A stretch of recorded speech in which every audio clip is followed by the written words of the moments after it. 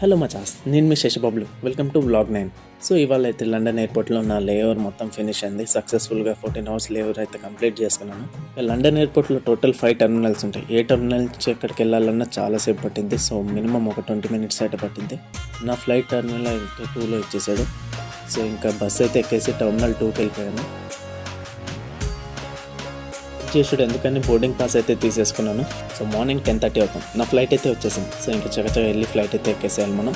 So నేనైతే seat ముందే reserve చేసుకోలేదు, ఆప్షన్ లేదు. సో అందుకని వెబ్ చెకిన్లో తీసుకున్నాను. వాడు ఎక్కడో లాస్ట్లో ఇచ్చాడు. సో దాని మూవీ చూసే గ్యాప్లో నా డెస్టినేషన్ అయితే దగ్గరికి వచ్చిందని అనౌన్స్మెంట్ వచ్చింది.